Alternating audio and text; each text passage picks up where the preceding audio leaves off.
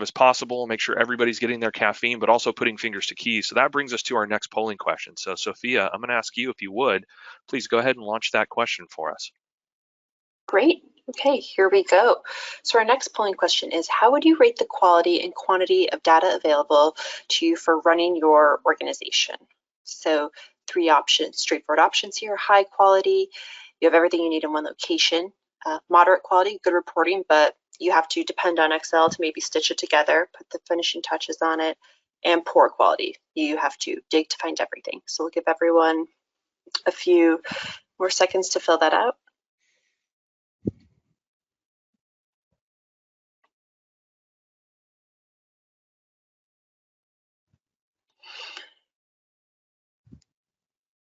Okay, I'm going to go ahead, close the poll, and now share it.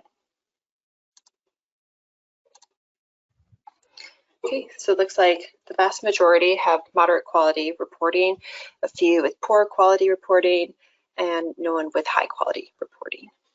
Yeah, and this is, I will say, encouraging to see, because as we contemplated what was the right sort of flavor of content to provide, obviously the industry update that we're going to dive into here momentarily is key, but also really, what does that mean from a data perspective? So it's good to see that there's a large majority kind of in that middle band of, hey, we've got some good stuff, but it's just not coming together. And the folks that are sort of feeling that pain of, man, I got to go dig for everything. Hopefully some things that you'll see today that we're going to share with you in terms of practical steps will help you drive in that direction, where you can move from that poor quality into moderate and ultimately drive towards high quality data that you can use that's actionable on a day-to-day basis. So that's fantastic. All right, so let's dive back in. So let's talk about the industry. If we look at what's happened over 2020, it's been a weird year. I was joking with a colleague recently that said, hey, how's your week going? I said, gosh, we're into day 200 and something of Groundhog Day. Not being able to sort of operate in a normal capacity definitely has worn on people, and the cannabis industry has not been immune as well. The thing that's been encouraging, though, is that at the end of the day, sales have been phenomenal, on a national level. 38% year-over-year growth. The global market is expected to close in near 20 billion. The U.S. market, very, very strong as well. So despite all of the disruption that was brought by COVID, in terms of disrupting brick and mortar, et cetera. We're going to talk about that here in a moment. But despite all that disruption, sales remain very, very strong. And if you look at casting forward into 2021 and beyond, which we'll talk about on the next slide here momentarily, all of the indications are that we've got a strong tailwind and that this industry will continue to thrive.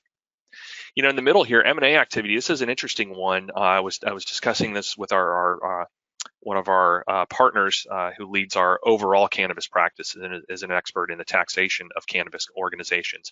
And we were talking about what's been happening with M&A over the last handful of years, as well as what's going on with public companies up in Canada.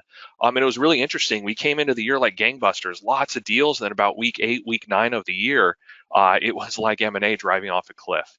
And that's right about the time that COVID was starting to become really mainstream and really impacting in the U.S. And a lot of organizations started to pull back and really take a hard look at where they were making their investments, et cetera.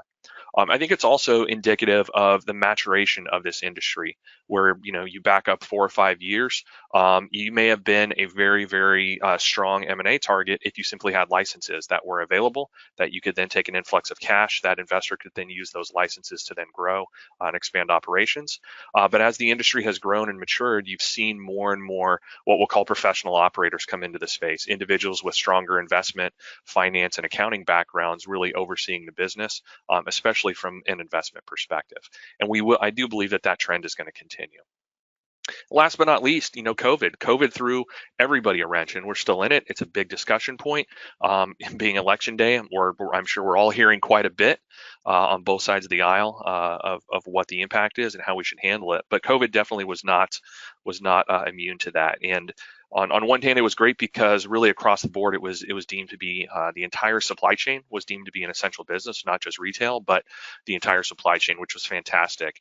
What you did see was some pretty nimble business owners, and the industry reacted well, where we went from being sort of a brick and mortar to, hey, how do we then repurpose bud tenders as delivery drivers? How do we work with local authorities to adjust regulations where we can allow for curbside pickup where appropriate?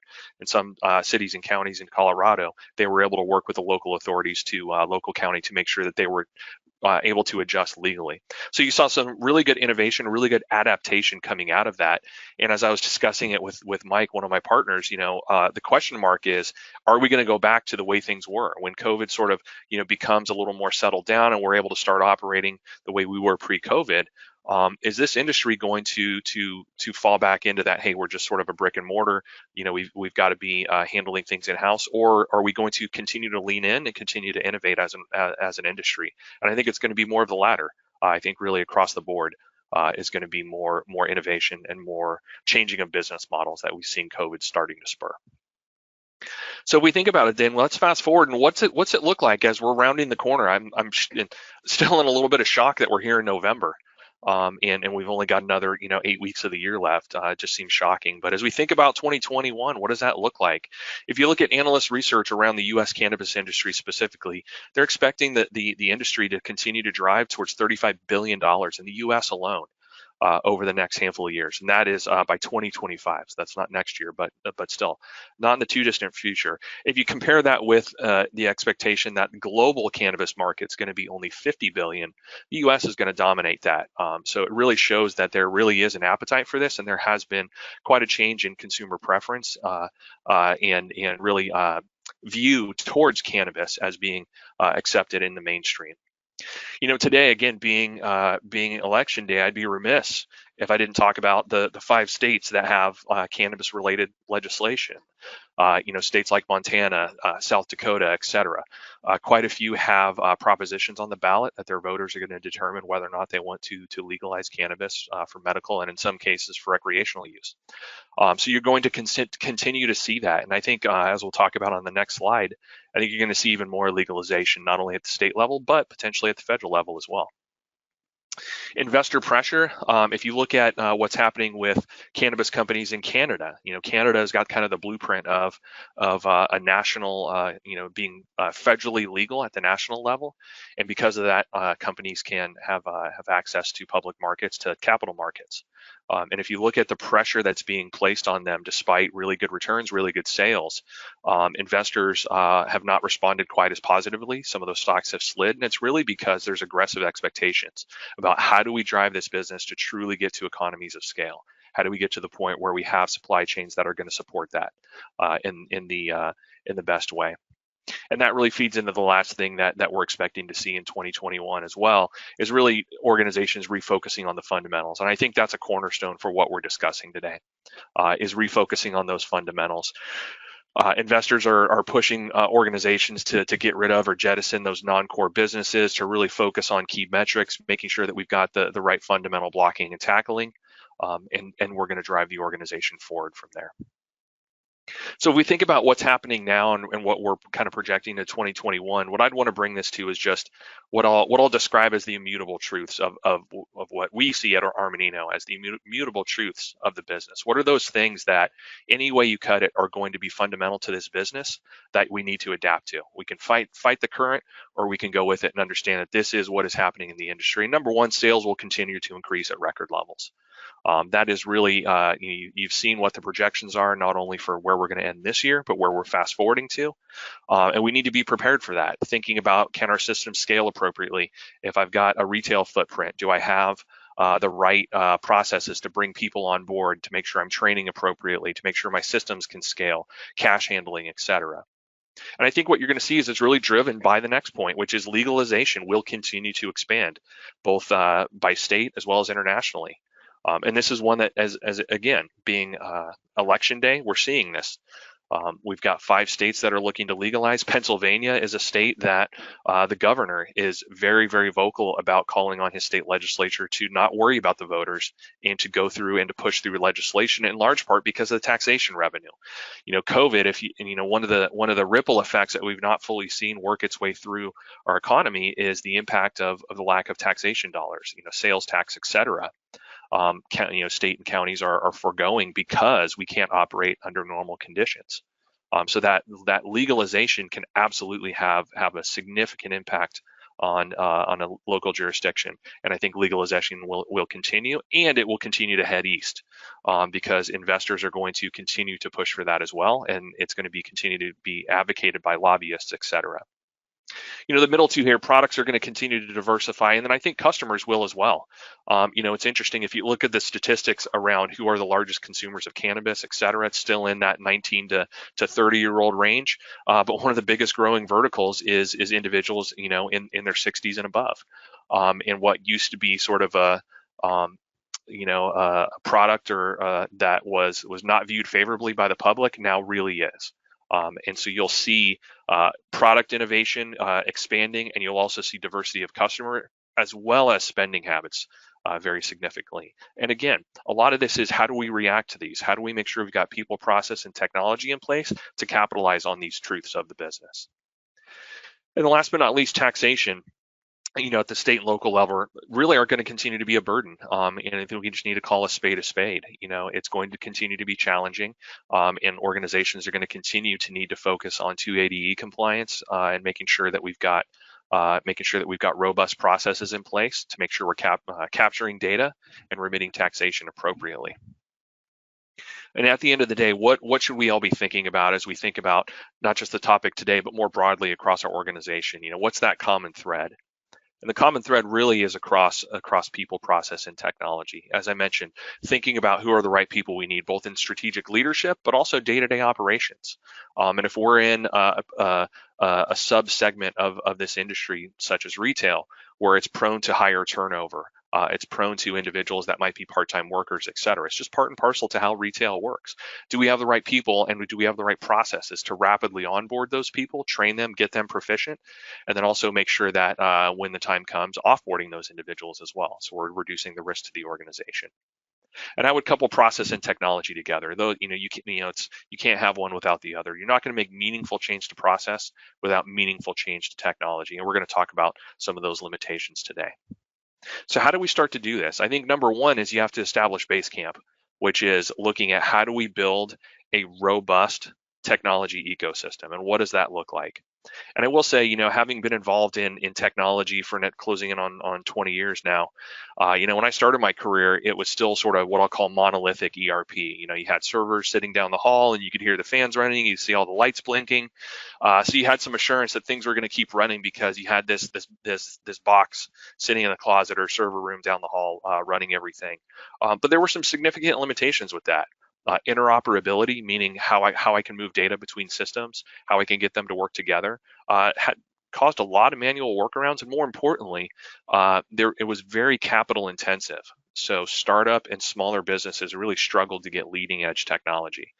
What I would say is with every logo I've represented here on this slide, that is not the case. These are cloud-based organizations, cloud-based solutions that really are best in breed, whether you look at Blaze and Leaf Logics from the seed to sale perspective, Intact and Microsoft from the ERP, Solver from the FP&A perspective, Work for your HRIS and payroll. Really across the board, these are solutions that I would challenge in this vertical in the cannabis space. You need to be thinking, what is the best in breed solution that I can get to run the various pieces of my business? So it could be Blaze or Leaf Logics for running your POS and your store inventory. You could then be looking at how do I move data into Intact and into or into something like Microsoft 365, to allow for more robust accounting and focus on the back office. Payroll for Work, all of that ultimately driving into metric or BioTrack, so you're remaining compliant. And at the end of the day, the key thing here is looking at how we have these systems being interconnected, because what it's going to do is you sort of take everything into the funnel, if you will, and what's going to come out is robust and actionable data. And that's why we led with that question of how do you feel about your data? Is it strong? Is it moderate? Or is it poor? And at the end of the day, if you've got really robust systems that are capturing this data, then the next thing is going to be how do I get that data out? And you could do it in a couple different ways. Number one, you can rely on existing reports or reporting dashboards that are inherent to those. But with that, you get into what I'll say is a swivel chair type of situation where you're sort of switching, swiveling your chair between screens. I've got perhaps my Salesforce or my Spring Big for CRM over here, but then I've got payroll and accounting data on this other screen. I'm trying to harmonize those in a very manual way. Well, that may be a step in the right direction. Thinking about how do I get this into a common platform and make it actionable across all of the various areas, sales, operations, finance, compliance, is going to be critical, not just to run an effective operation, but really to help scale the business and capture some of that market opportunity that we discussed today. All right, and with that, I'm going to pause here briefly for a sip of coffee while we launch our next polling question.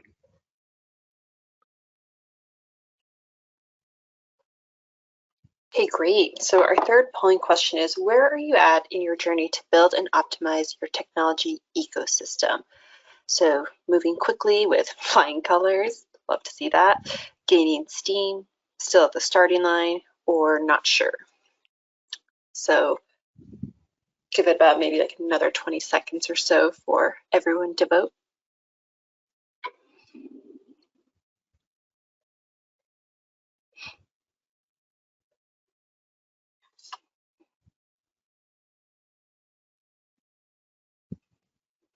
Okay, gonna close this one out, share the results here.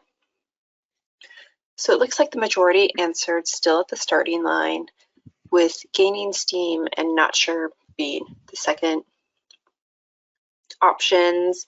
Appears nobody is quite at moving quickly with flying colors yet.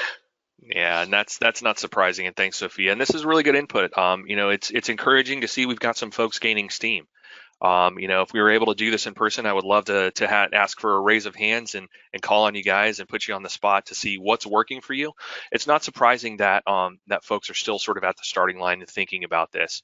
I think one of the challenges that you've got is we can look at it and say, gosh, in a vacuum, all of this sounds really good, Jeremy, but there's definitely some limitations or some challenges that cannabis faces. We don't have access to debt. We don't have access to capital markets the same way.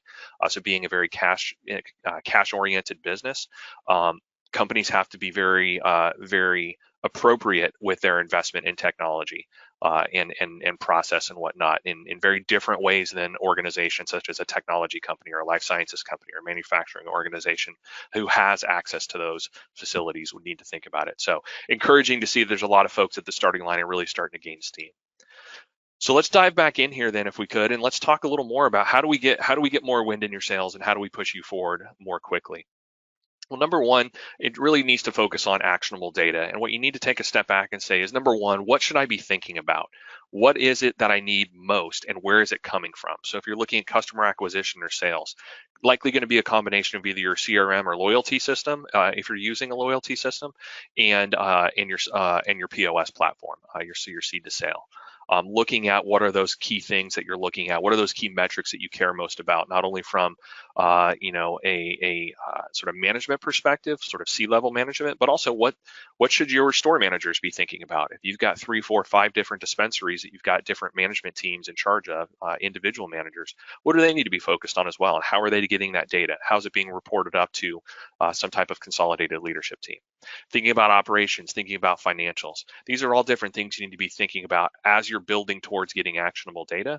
And not just once you've started to implement the system, but really as you're thinking about where are my pain points, where are my gaps in my current technology that I'm using. If I'm using a seed to sale platform, but I'm doing my accounting on QuickBooks, well, is that really giving me what I need from a data perspective? Do I need to think about something like a Microsoft or something like a Sage Intacct?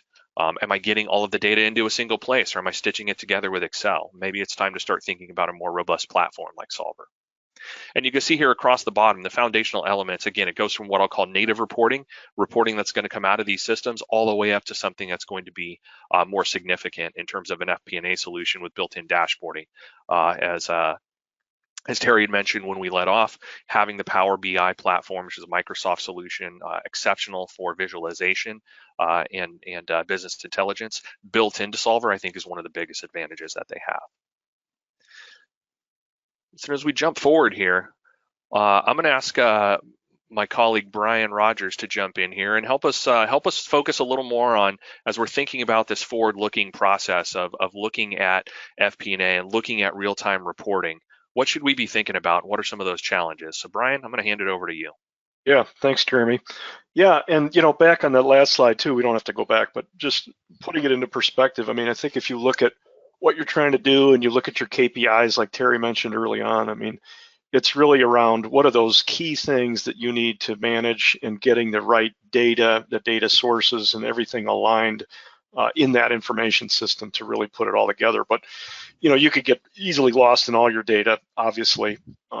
What I would recommend is, really honing it into what's going to drive your business and making sure you have your arms around that. And as you look at this slide, what we're looking at here is really just common financial planning and analysis FP&A challenges that we see across different business segments by their size. If you look at the small businesses typically, and I think a lot of the polling questions kind of supported this. Small business, you're looking at trying to get your arms around your processes, your talent, trying to figure out how to close your books more efficiently, understand your cash flow, getting more confidence in your financial data. And I think a lot of the systems that Jeremy just talked about, if you can really hone in on some of these state-of-the-art solutions and get a nice data flow between solutions, you can get ahead of a lot of those issues.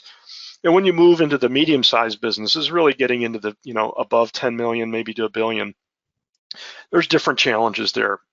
Maybe you're getting a little bit lost in your spreadsheets. You're getting some forecasting errors, some unexpected expenses, trying to upgrade your team. And typically, at this point, this is where, really from an FP&A perspective, we see a lot of our clients now making more of an effort and investment in that team. Maybe somebody that doesn't have cannabis experience but knows pretty well the FP&A world is where you might want to consider.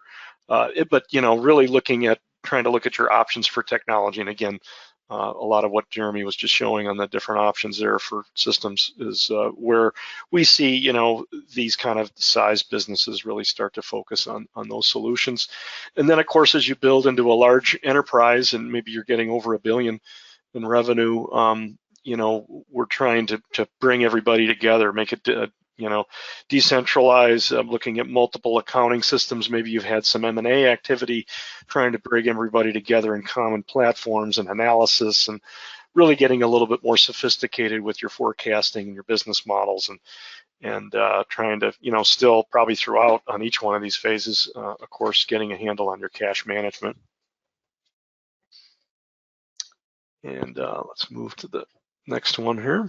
All right, next one, we're going to pause for another polling question. Make sure folks are paying attention and putting their fingers to keys. Yeah, right. Okay, here we go. Our last polling question. So benefits of a robust and integrated FP&A solution include, and feel free to choose all that apply.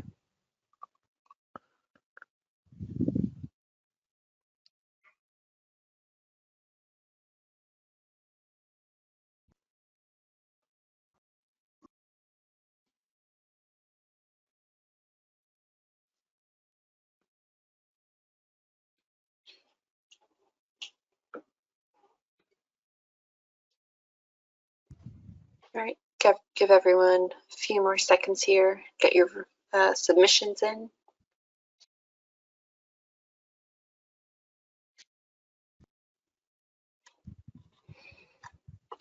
Okay, I'm going to close out this poll and share the results.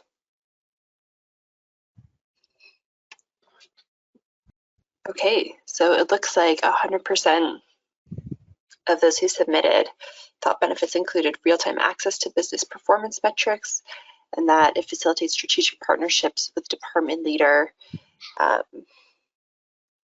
Next most efficient use of time, as well as proactive, strategic versus reactive and reflective, with effective decision to support C-suite being the least cited benefit. Sounds good. Yeah, no, that's great. That's helpful. I mean, it's pretty consistent with what we see, especially like I'll show in another slide here too, is kind of consistent with, the evolution of the business and where we are in the process. That's helpful. And yeah, we can build this. Well, yeah, I can go through this. So, this is really what we like to see clients, thinking about as they look at their FP&A evolution over time. In a basic sense, starting from the far left, when you're just getting into financial planning and analysis, we see a lot of the smaller organizations, they begin with an annual plan.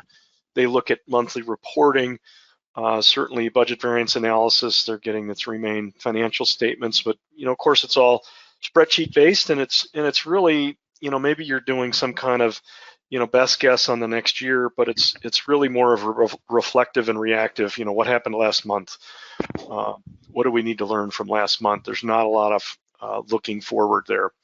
As we move to moderate, we see our clients doing really more frequent forecasting. Maybe it's not more than annual and mid-year, but there's an update at least. You kind of get maybe a mid-course year correction as to how things are going. This is when we see clients really starting to develop a little bit more on the the drivers of the business. How many different products are we going to have? How's this going to move through our financials and really affect? It's not just a % change over prior year. It's a KPI or driver based thought process here. And we see clients, of course, getting a little bit more sophisticated in their reporting and their analytics. Again, looking at KPIs, but whether it's more advanced spreadsheets, and they may be looking at some entry-level FP&A solutions, and there's smaller ones out there, and there's ones that fit inside an ERP. So we see some of that activity going on, and then as we move to advanced, this is really where our clients are doing more forecasting, and the key there, I think, is the second bullet point, where you're leveraging other solutions and you're getting an automated integration going on here. You're not downloading data into spreadsheets and re-inputting that somewhere else and analyzing it in an Access or something, a third time. You're trying to get it streamlined into one source of the truth, and really starting to get a little bit more business engagement. We want to get you away from just the finance team worried about this. And then really, as Todd will show you in a minute here, this is where you really want to consider a solution upgrade. I mean, obviously anywhere along this continuum you can have a solution upgrade, but this is really where I think it comes into play. You're getting more people involved in your planning process. You're doing more frequent analysis and forecasting. And of course, the ultimate is getting to a strategic framework for your FP&A solution. Monthly planning, data visualization. Maybe you want to change something and immediately see the impact to a previous plan or scenario, and doing more what if scenarios, not just coming to a board or executive meeting with, hey, here's our annual plan, but here's the sensitivity analysis to this plan. What happens if the legal environment changes in these states? What does that mean for us? And really in starting to engage your business leadership in the financial development of the company. How do we work together to make this business successful, as opposed to, this is the number finance gave me. You really want to become part of that CFO decision support. How can we drive this organization to success as a team by using, like Jeremy said, the people, process, and technology, but certainly giving the right, technology here to make it happen. And I think we are getting close to the demo, but we'll wrapping up slide on our FP&A. So at Armanino, these are really the areas that we touch for FP&A, whether it's budgeting, cash management, OpEx optimization, of course, variance analysis, month, year-to-date, rolling to plan, forecasting, not just the 1 or 2 years, but 3, 5 years, 10 years, looking forward in the business modeling, of course, the seed to sale, but really all aspects, workforce, capital, OpEx, but looking at 13-week cash flow modeling, strategic plans. That's something that we help out with. We have a strategic finance group that can help in many different ways, process improvement, acquisition, divestiture, and of course, leveraging all the reporting capabilities, dashboards, KPIs, board presentations, gap analysis, and looking at financial analysis, leveraging perhaps other parts of our organization, audit and tax, and capital planning, of course, and the technology. And that's the next thing that we're going to talk about is with Todd in the solution. And I think we're, go to the next slide there. Yeah, and Brian, that's great. And what we're going to do is go ahead and jump ahead to Todd here. So I'm going to stop sharing my screen, and I'm going to hand it over to Todd here. One second, let me make him the presenter. And And we're going to go ahead and have him dive in and start to show in more real time what this looks like from a product perspective. So just one moment.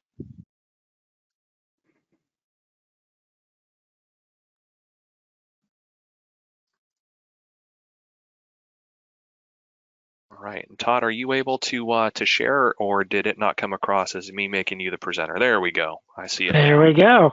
And you can hear me all right? Absolutely.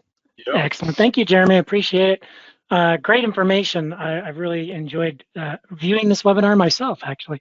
So this is Solver. I'm going to make this a pretty quick demo so we can kind of open it up for some questions at the end as well and leave some time for that. Solver, as we talked about and Terry mentioned earlier, it is a cloud-based solution. So you see I'm running it in a modern web browser. Today I happen to be running it in Firefox. I can run it in Chrome, Safari, Microsoft Edge, whatever your browser of choice happens to be. And of course, it's got, as we mentioned, a data warehouse, full data warehouse, which is really awesome for bringing that disparate data together from all those data sources that Terry talked about previously, as well as you've got budgeting capability with full workflow capability built in, live reporting and archive reporting, and a way to publish all that out to your end users. I just wanted to start really quickly off by showing an example of a budget input template. This guy here, and the cool thing about it is that all the budget input templates are really built using the report writer. And by the way, the report writer in Solver is Excel, which is really awesome for we finance users that are used to leveraging Excel. So you build the reports and and like what you're looking at here, the budget input templates in Excel, publish them up to the cloud here, and then your folks can start leveraging them. And because it's based on Excel, you can pull in things like these charts and graphs and these different tables and adjust the rates. Here you can see I'm looking at some current fiscal actual years versus the forecast that I'm putting in here, and these areas in yellow are allowing me to pull in or input that data, and that could all be based on a workflow that I've assigned to my people.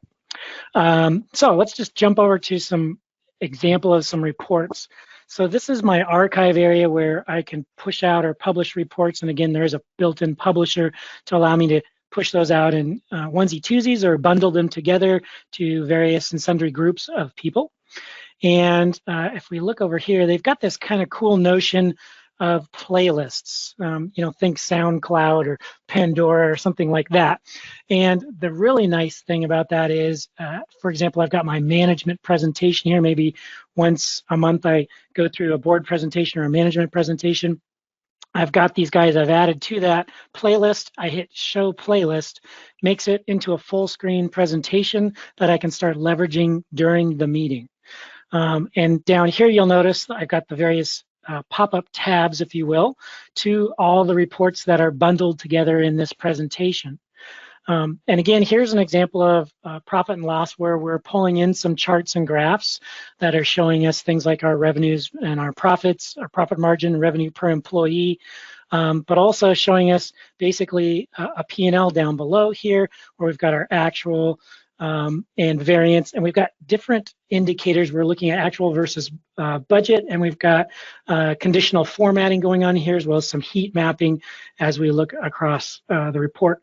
And then we might move into something more like open orders, and that brings us to another point where if you've got a true corporate performance management solution like Solver, it's not just about financial reporting, it's also about operational reporting. So here I've got open orders, looking at a specific facility, I'm breaking it down by product, and I'm looking at different scenarios here, actual versus my product forecast, and looking at a variance. I can see quantity on hand, on customer orders, quantity available, my backlog, and then my quality percentage as well.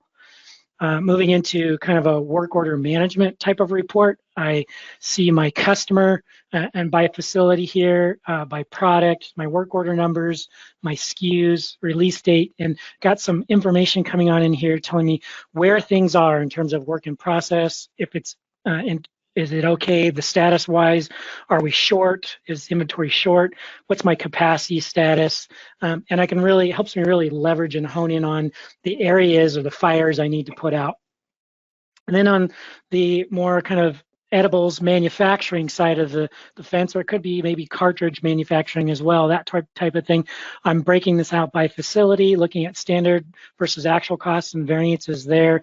I've got some graphics going on in the middle here showing me my actual costs by facility, my actual quantity by facility, and then it's breaking it down into more specifics in terms of the material usage for my edibles down below. And then just finally to wrap this up, maybe we want to look at some yield variances as well. So here I'm looking at facility 100 and my actual versus standard yield, what's my cost per kilo and my yield loss if there were some variations here. And another kind of cool thing here is that instead of looking at a report that's combining all my facilities, I told it in this case, this is an example of a report where, and I could do this with a financial report if I wanted to as well, a P&L or something like that. I told it to break it out into separate tabs down here by facility. So now I'm looking at facility 110, 120, 130, 140, and so on. And then I could have a separate tab that's just pulling it all together in one area. So that's really just a quick overview of the solution and the type of things it offers you.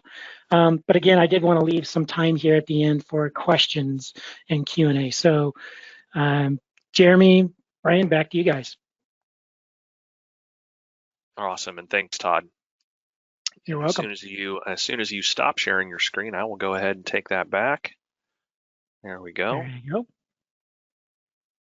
Wait for my audience view to build.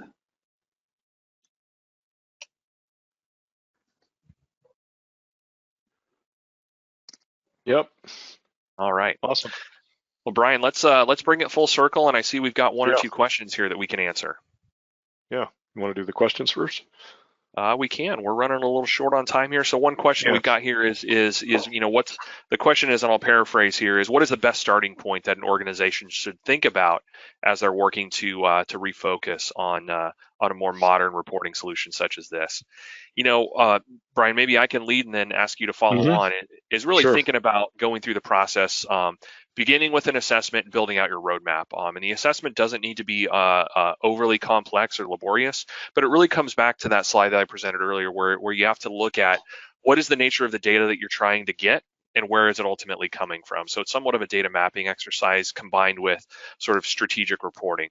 What do we need? Where's it coming from? How are we going to get it? And then ultimately looking at what is the right solution based on those needs to layer in. And that's something that can be done over the course of weeks, not months, to really point you in the right direction and make sure that you're not going to get too far down a path and have to back up and have a significant amount of rework. Brian, I know there's a space you spent a lot of time in, so what are your thoughts on that question as well? Yeah, I mean, I think that's some good points, Jeremy. I mean, I think really what you try to do early on, and I think I've got some of it on here too, is don't try to do, boil the ocean immediately.